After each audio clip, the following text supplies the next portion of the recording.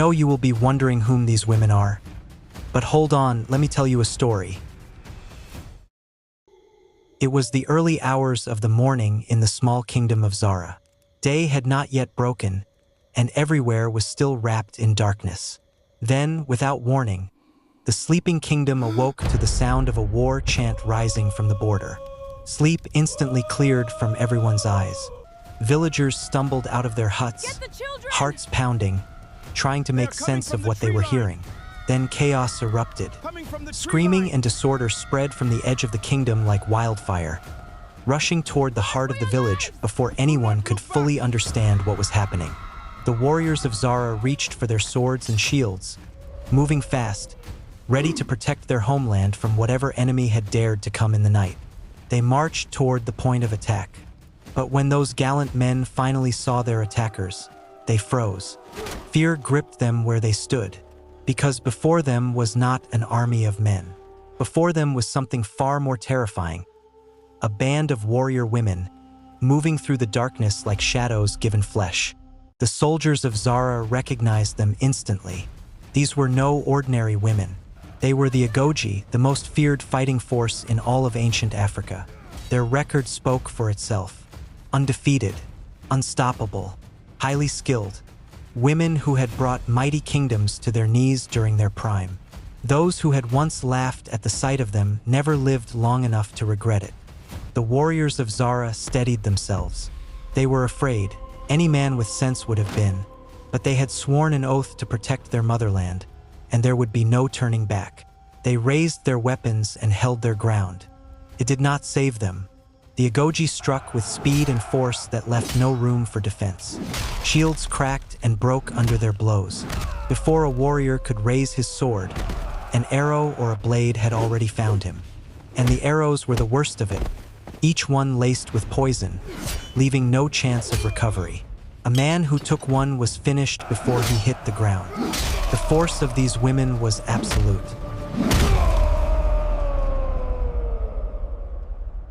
Before the sun could rise, every warrior of Zara lay slaughtered on the earth. Those whose courage broke fled into the darkness, running for their lives, disappearing into the surrounding bush. Huts at the edge of the village crackled and burned.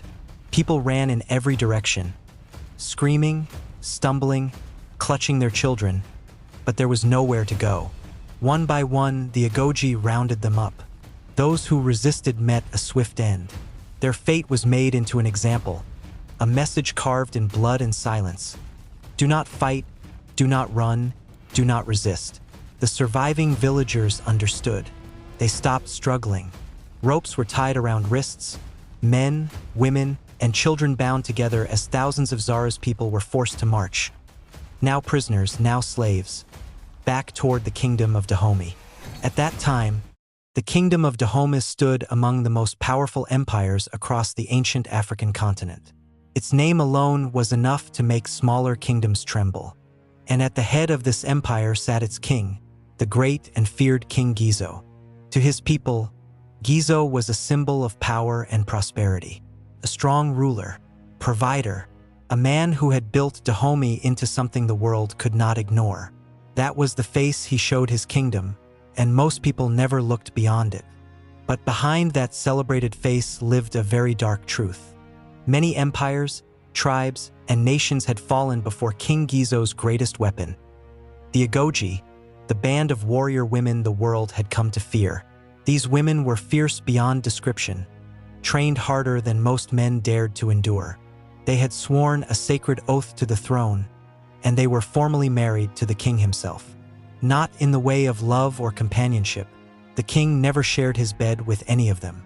But that marriage bound them to him completely. They belonged to the throne. No man could touch them, pursue them, or claim them. Their oath was their life, and their life was his to command. Among these women was a young warrior named Ziba. She was one of the finest among them. Fearless, skilled, and deeply loyal. She believed in the Kingdom of Dahomey with everything she had, in its strength, its purpose, and the cause she had pledged her life to. She would have died for it without hesitation. That was the kind of woman Zeba was. Above her in rank stood the captain of the Agojie women, Captain Sepha. From the moment Ziba joined the warriors at the age of 16, it was Sepha who took her in. Sepha who trained her, guided her, pushed her, and protected her. She mentored Ziba with the patience and devotion of a mother, and in truth, that was exactly what she had become, the closest thing to a mother that Ziba had ever known. Because Ziba's own story began in loss. Her father died when she was still too young to carry the memory of him. Her mother never even had the chance to hold her. She died bringing Ziba into the world, leaving behind only a child and a silence that never quite went away. Ziba was raised by her stepmother, a woman who saw her not as a daughter to love, but as a burden to manage. The kindness a child deserved was never given. The warmth a growing girl needed was never offered. And when Ziba turned 16, her stepmother made a decision. She declared that Ziba was not fit to be any man's wife, and without asking, without explaining, she handed her over to join the Agojie warriors. The choice was not Ziba's. The farewell was not gentle. And the door closed behind her before she ever had a chance to understand what was happening. But cruelty, it turned out, could not break what was already made of iron. The hardship of her childhood had not weakened Ziba. It had forged her. Every cold night, every harsh word, every moment she was made to feel unwanted had built something inside her that could not be crushed. She arrived among the Agojie not as a broken girl, but as a girl who had already survived more than most warriors would ever face. And so she grew, into her strength, into her skill, into the woman she was always meant to become. Ziba did not know it yet, but the greatest battle of her life was not one she would fight on a battlefield. It was one she would fight inside herself. Then came the day that changed everything Ziba had ever believed about her great kingdom. It began the evening after the fall of Zara. The Agojie celebrated through the night the way warriors do after victory, with fire, laughter, and palm wine that flowed until the cups stopped being counted. The feast hall was loud and warm, filled with the sound of women who had fought hard and earned their rest. Some of them never made it back to their quarters at all, falling asleep right there in the hall, heads resting on folded arms. Ziba had drunk deeply that night, more than usual. By morning, when the first pale light of dawn began to creep across the sky, she was still feeling the heaviness of the palm wine slowly loosening its grip on her. She rose, her head thick, her body slow, and made her way to the back of the feast house to relieve herself. That was when she saw it. 4 of the king's special guards, moving quietly alongside a group of high-ranking Agojie warriors, were leading more than 500 captured slaves out of the palace. The prisoners were bound together with rope, shuffling forward in a long, silent line. But what caught Ziba's attention was not the prisoners themselves. It was the direction they were being taken. They were leaving through the back of the palace, moving along a route she had never seen used before. An unusual path, a hidden one. Curiosity gripped her before caution could. She followed, staying back far enough to remain unseen. Ziba trailed the procession as it moved away from the palace, away from the kingdom, winding along a path that stretched toward the coast. She kept to the shadows, her warrior's instincts keeping her quiet and invisible as the group ahead of her marched on without looking back. When they finally arrived at the shore, Ziba stopped. There, anchored in the water, was a ship unlike anything she had ever seen. Massive, still waiting. She lowered herself into the bush and watched. After a moment, figures emerged from the ship and stepped onto the shore. Ziba's eyes narrowed. These men were unlike anyone she had ever encountered in her entire life. Their skin was pale, white as the inside of a palm, and their clothing was strange, cut and shaped in ways she did not recognize. They carried carved sticks that she did not yet have a name for, holding them with the casual ease of men who knew what those sticks could do. Then King Gizo arrived. He came shortly after the slaves were marched to the water's edge, accompanied by his guards, composed and unhurried, as though what was about to happen was the most ordinary thing in the world. He walked toward the pale strangers and greeted them. Hands were shaken. Words were exchanged in a language Ziba could not hear clearly from where she crouched. Then the exchange was made. The strangers presented a box before the king. The king presented the slaves. And just like that, thousands of people, living and breathing, bound at the wrists, were handed over to men who did not look like them, did not speak like them, and had sailed from somewhere so far away that Ziba could not even imagine the distance. She watched the ship sail away until it disappeared beyond the line where the ocean met the sky. For a long time she did not move. She understood perfectly well what she had just witnessed. There was no confusion, no room for another explanation.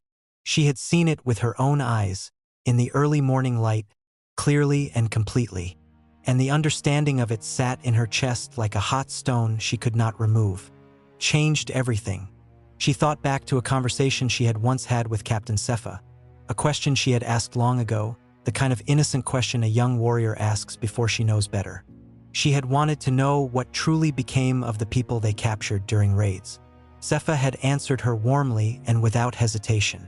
The raids, she explained, were about expanding Dahomey's power and shielding the kingdom against its enemies. The captives, she said, were given choices over time: to join the kingdom, to build a new life, to become part of something greater. Nobody had ever said anything about ships. It had all been a lie. From that morning, something inside Ziba began to shift, quietly, like the ground moving beneath still water. The belief she had carried since the age of 16, the pride she had felt every time she fought under Dahomey's name, the loyalty she had sworn with her whole heart, all of it cracked down the middle. Because these people were not being traded to other kingdoms. They were not being given choices or new homes. They were being handed over to men who looked nothing like them, loaded onto ships, and swallowed by an ocean that would never return them. And the man ordering it all was the same man she had pledged her life to. From that day, she saw King Gizo differently. She began to dig, quietly, carefully, asking questions she had no business asking, listening for things that were never meant to reach her ears. And the more she uncovered, the more the full picture assembled itself before her. This was not a new arrangement. It had not started with Gizo, but no king before him had fed it with such hunger, such calculation, such bottomless greed. Other rulers had been ambitious. Gizo had turned ambition into something darker, a machine that ran on the lives of his own kind. A full moon passed.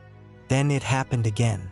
This time, over 1,000 captives who had been taken to work the king's farms were loaded up and marched toward the coast on their return. Only they never came back to Dahomey. Another ship had arrived. The same pale strangers waited on the same shore.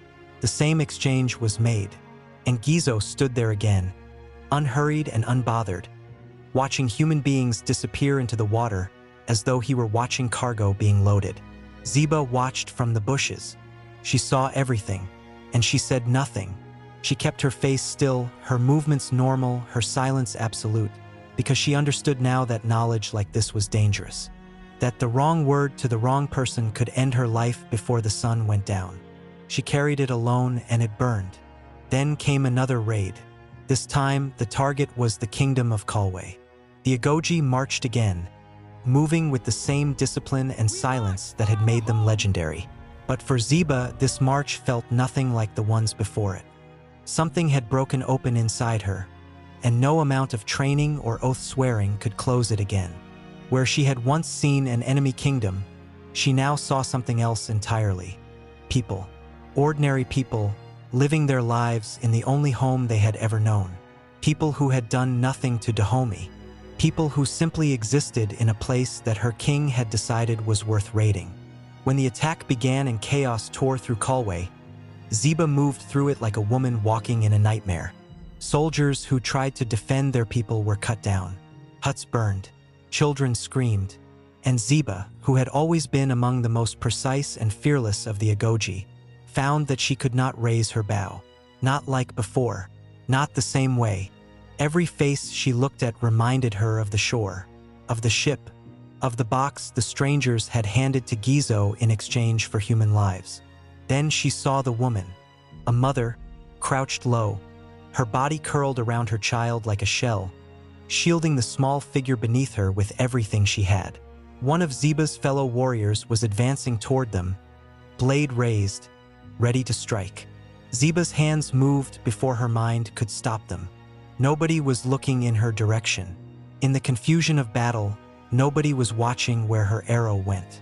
And so her aim was not for the mother. It was not for the child. Her arrow flew fast and true, and found her fellow warrior instead, dropping her instantly, the poison doing its work before the woman even had time to understand what had happened. Ziba moved fast. She crossed the ground between herself and the mother and crouched beside her, speaking low and urgent. She pointed to a hiding place, a gap between collapsed huts, deep in shadow, and told the woman to go there and not make a sound until it was over. The woman stared at her with wide, disbelieving eyes, confusion and terror and something like desperate gratitude all crossing her face at once. But she obeyed. She gathered her child and disappeared into the shadow. For the rest of the raid, Zeba was not herself. She moved through the battle slowly, her bow slack, her sword still. The fire that had always burned in her during combat was gone. Captain Sepha noticed. She always noticed Zeba, had watched over her from the very beginning, and the way her eyes found Zeba during the fighting and held there told Zeba that she had been seen. When Sepha asked her what was wrong, Zeba lied. She said she was sick. Her stomach, the heat. It was nothing.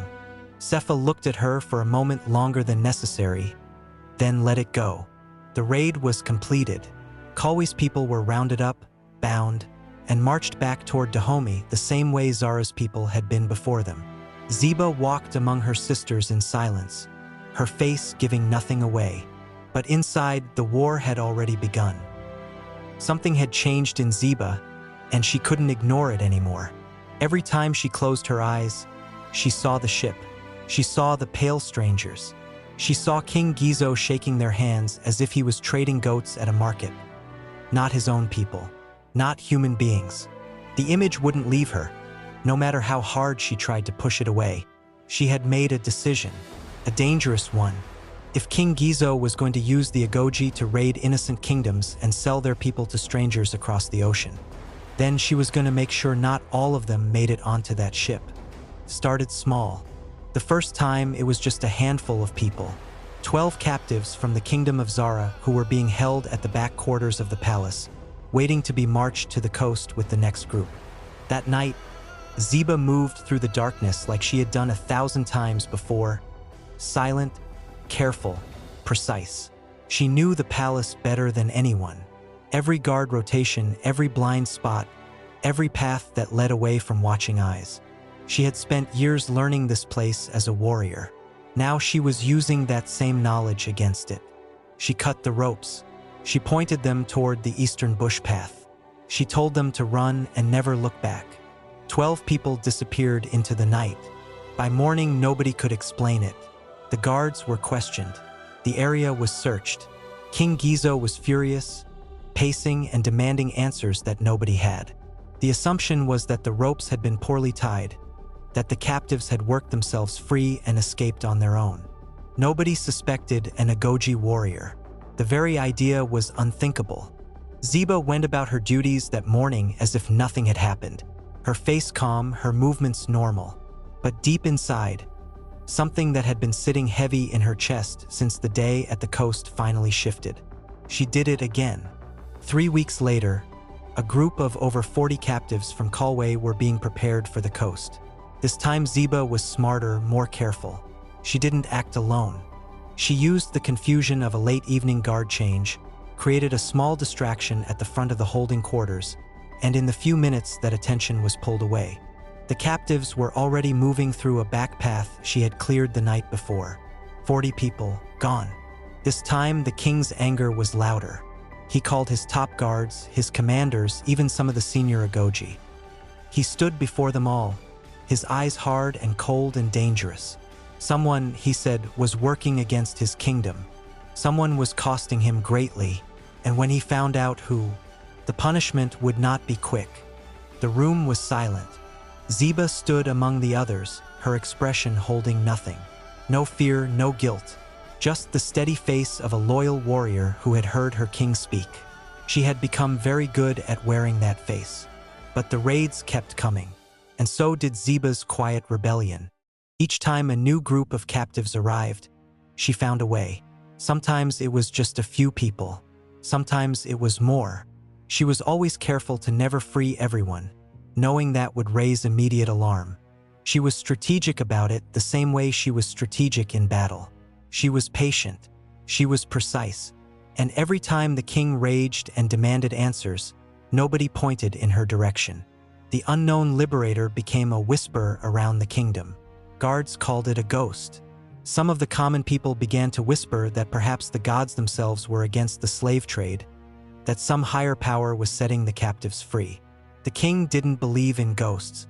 He believed in traitors, and he began hunting one. Captain Sepha had been watching Ziba for a while now. It wasn't one big thing that raised her suspicion.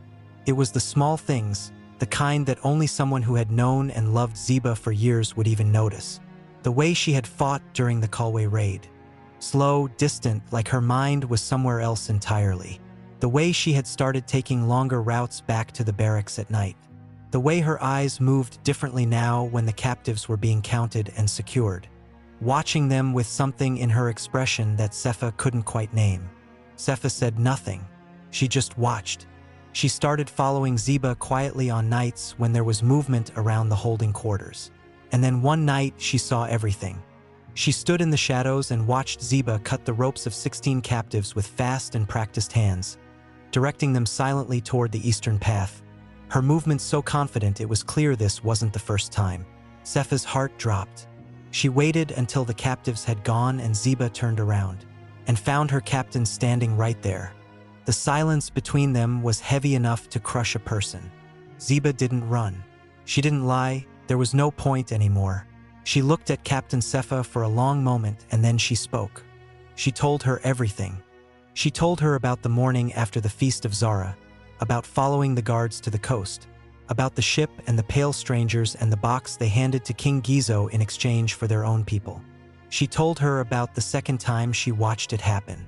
She told her that everything Sepha had once told her about the raids, about the captives being given new homes and choices, had been a lie. She told it all with a steady voice. Not angry, not even crying. Just steady, the way a person speaks when they have been carrying something alone for too long and finally put it down. When she finished, she waited. And what happened next broke something inside Ziba that she hadn't even known was still standing. Captain Sepha didn't look shocked. She didn't look horrified.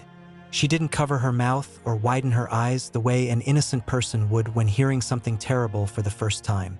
She looked tired, like a woman who had been holding a secret for so long that having it spoken out loud was almost a relief. "I know," Sepha said quietly. 2 words, and they hit Ziba harder than any blow she had ever taken in training or battle. She knew she had always known. The woman who had raised her, mentored her, loved her like a daughter, had known the truth about the slave trade the whole time. She had watched Ziba grow up in this kingdom, pledge her life to this king, fight battle after battle in his name, and she had never said a word. Ziba stared at her.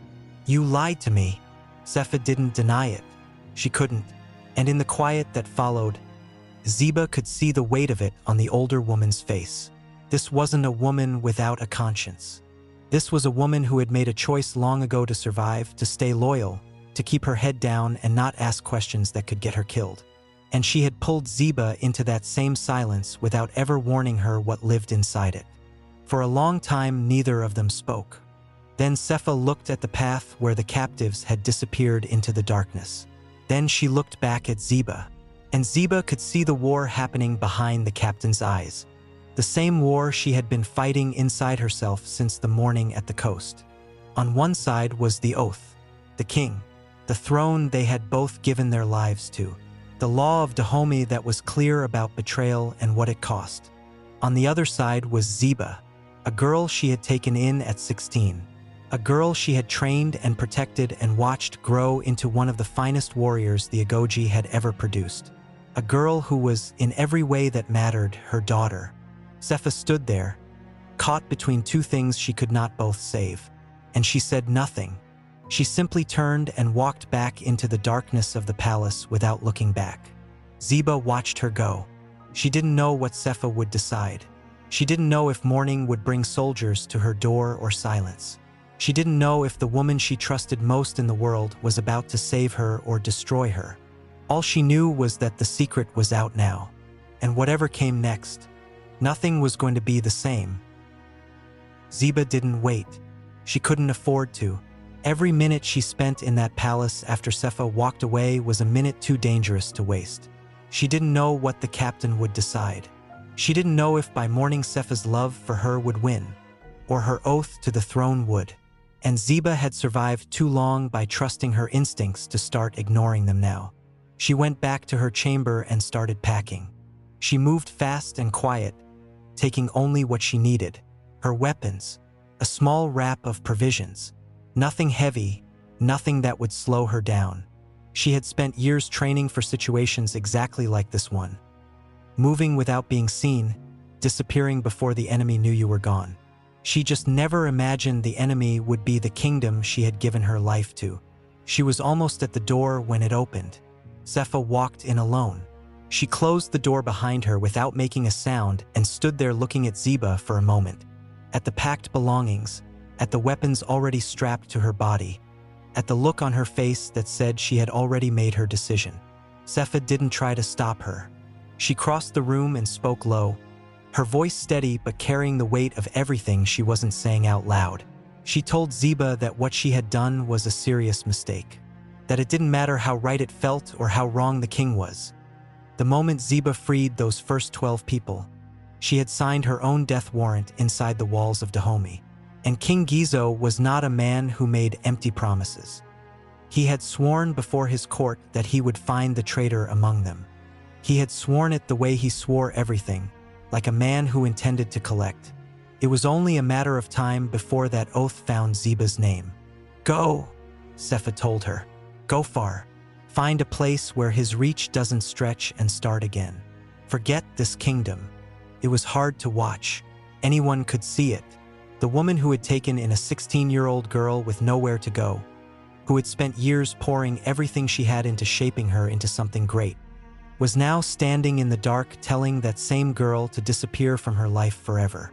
Sepha's face held itself together the way a warrior's face does. Trained stillness on the outside, everything breaking quietly underneath. She loved Ziba. That much had never changed. Ziba looked at her for a long moment. Then she left. She moved through the night and didn't look back.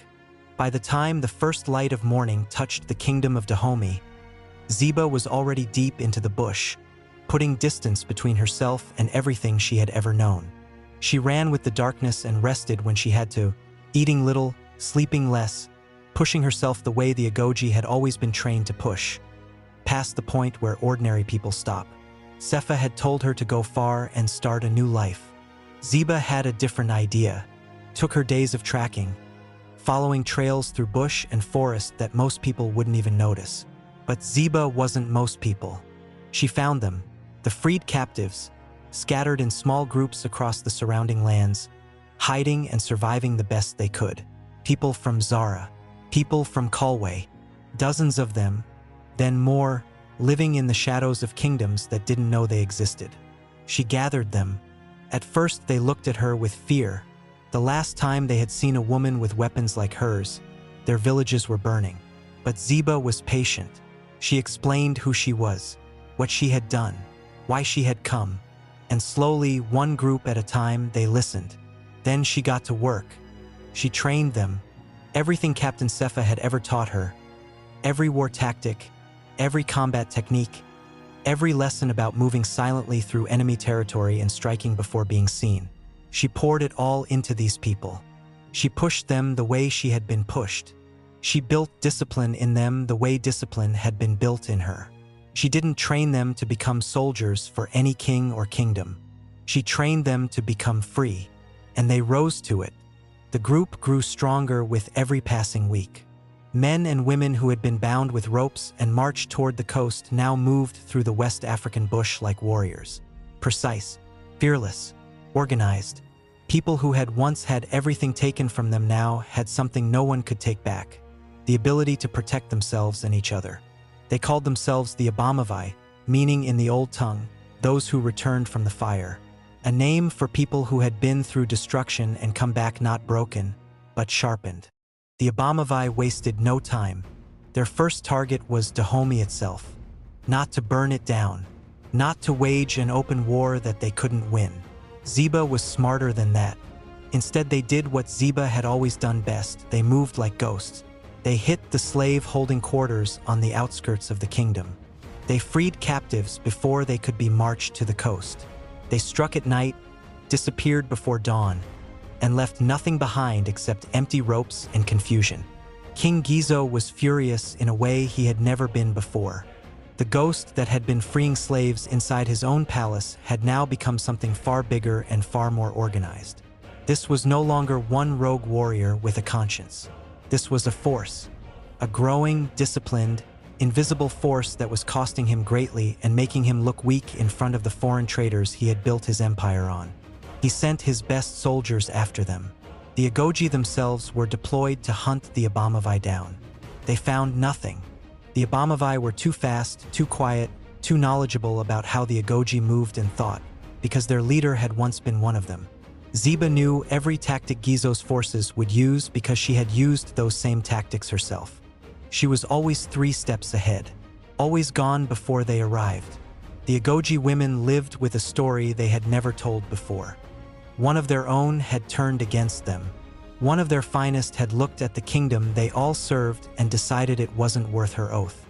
It sat uncomfortably among them in a way nobody spoke about directly, but everyone felt. Not long after Ziba escaped, King Gizo found out her name. It didn't take long once he started looking properly. The pieces connected too clearly.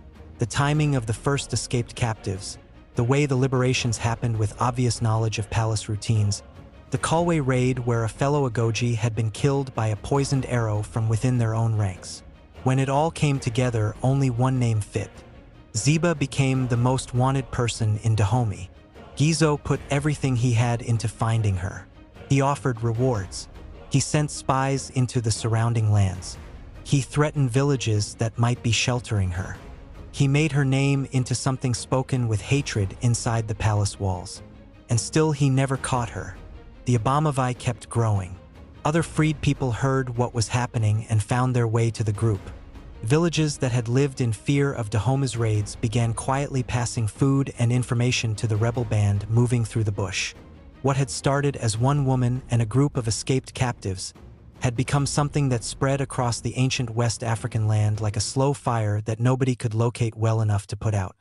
Zeba never stopped. She fought for years. Long after it stopped being safe, long after it would have been easier to disappear somewhere quiet and let someone else carry the fight. She kept going because she had seen what the ships took away, and she had decided that as long as she was breathing, she would make that trade as costly as possible for the men who ran it. King Gizo died before he ever put his hands on her.